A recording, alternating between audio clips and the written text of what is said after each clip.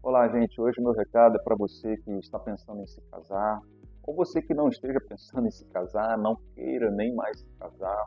Quero primeiro dar um recado que é da vontade de Deus, sim, que o homem não viva sozinho, mas que se faça com uma companhia, uma companheira no caso de um homem e um companheiro no caso de uma mulher. Que você não ande sozinho, porque no livro de Eclesiastes diz que tem melhor paga, inclusive, quando nós andamos com um cônjuge, com alguém ao nosso lado. Vale a pena. E eu sou uma prova viva, né? Vou fazer 29 anos de casado e eu recomendo, desde que seja feito debaixo dos princípios da palavra do Senhor. Vale muito a pena. Então eu quero dizer para você que está pensando ainda, caso, não caso, com quem caso, por que devo casar, né? O porquê eu já contei aqui um pouquinho, né? Existe mais valia, existe mais valor, né? A gente fica mais fortalecido, um ajuda o outro, né? Há um companheirismo, há uma amizade, né? A própria palavra de Deus também fala lá no livro de Eclesiastes, quando um cai, o outro pode levantar e pode ajudar um ao outro. É maravilhoso vivermos nessa amizade, nesse companheirismo dentro de um casamento. Mas eu quero falar que não busque apenas uma esposa ou um esposo que venha agradar apenas o seu coração, que você tenha aí uma paixão, né? E pense, poxa, como ele é lindo, como ela é linda, não, isso me atrai, eu gosto dos gostos dele. Isso é importante, mas isso não é o principal. O principal para que você realmente case-se bem é você ter um propósito junto, né? A gente costuma dizer que a nossa união é a união de propósitos, né? Não adianta alguém que professa o nome de Jesus, por exemplo, casar com alguém que odeia o Senhor Jesus. Como andarão os dois juntos? Como seguirão, seguindo os princípios, mandamentos do Senhor, como, por exemplo, ide por todo mundo, fazer discípulos, né? E batizando as pessoas, né? Batizando por todo mundo, ensinando a guardar os mandamentos que vos tenho ordenado. São mandamentos de Cristo Jesus para todo cristão, né? Se uma pessoa quiser andar debaixo desse propósito e a outra não quiser andar debaixo desse propósito, como andarão juntos? Não, domingo eu vou na igreja, o outro fala, não, que isso, domingo eu não quero ir para a igreja de jeito nenhum. Então, são pontos muito importantes. Isso fala, sim, de propósito, e não apenas de propósito nessa terra, mas propósito na eternidade.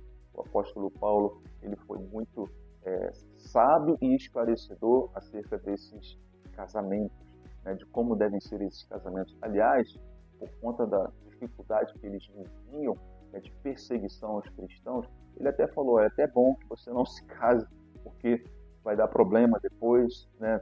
Os cristãos estavam sendo perseguidos a ponto de serem mortos.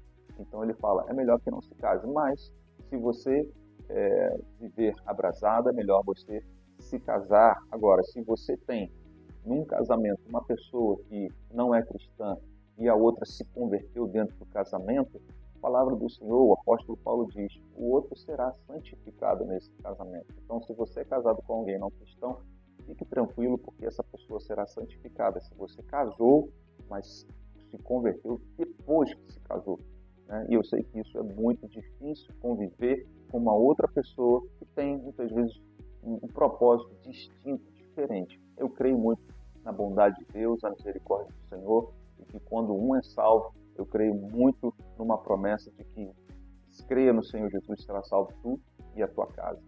Então, eu quero te ajudar a evitar fazer decisões, ou tomar decisões. Aliás, se casar, para mim, é a segunda decisão mais importante que você pode tomar nessa terra, depois de aceitar a Cristo Jesus como seu Senhor e Salvador. Então, tome essa decisão, mas uma decisão não apenas olhando para a beleza exterior, não apenas olhando para os gostos em comum, mas olhando, acima de tudo, para o propósito. Porque por que você vive nessa terra, afinal de contas? Né? Qual é o seu propósito de vida? Se você ainda não encontrou o seu propósito de vida, né, eu sugiro a você que você primeiro encontre o seu propósito de vida antes de encontrar um cônjuge para você, né, para que você viva debaixo desse propósito. E eu digo para você, viver para Cristo Jesus é um propósito maravilhoso. É o propósito que traz satisfação, que traz promessa de vida eterna e vida com Deus.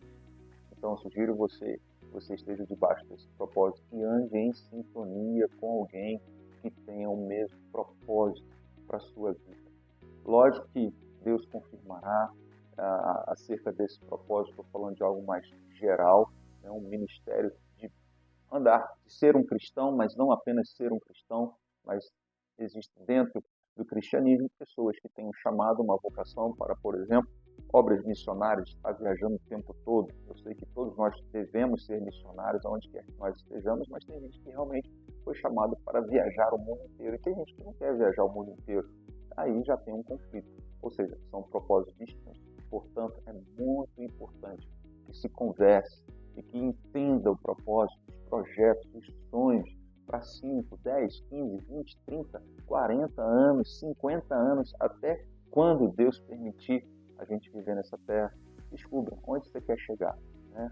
Andarão dois juntos se não houver acordo, diz a palavra, que você possa compreender qual é o propósito do teu cônjuge ou futuro cônjuge, para que você esteja em sintonia com o que a palavra de Deus diz e a tua vida fique muito mais fácil, porque afinal de contas o casamento não veio para nos atrapalhar, mas pelo contrário, veio para nos ajudar a cumprir esse projeto de Deus para a nossa vida, não apenas na eternidade, mas até o fim, quando Deus nos levar. Deus abençoe você, te dê sabedoria e graça para você tomar decisões baseadas na palavra de Deus como um princípio geral e que o Espírito Santo do Senhor te traga uma palavra revelada e confirmando verdadeiramente se esse cônjuge é alguém que Deus preparou para você, separou para você, pois eu creio que Deus nos ajuda muito a tomarmos essa decisão que é tão importante na nossa vida, de escolher um cônjuge, um caminho que a gente vai seguir junto com uma outra pessoa. Deus te conceda essa sabedoria, busca Ele em primeiro lugar e todas as outras coisas serão acrescentadas, como está escrito lá em Mateus 6,33. Deus abençoe você, desejo um excelente casamento para você, combinando propósito junto com o seu futuro cônjuge. Se você gostou desse vídeo, curta esse vídeo, comente e também compartilhe com alguém que você acha que vai ser abençoado e também se inscreva no canal, caso ainda não seja inscrito. Deus te abençoe e excelente casamento em nome de Jesus.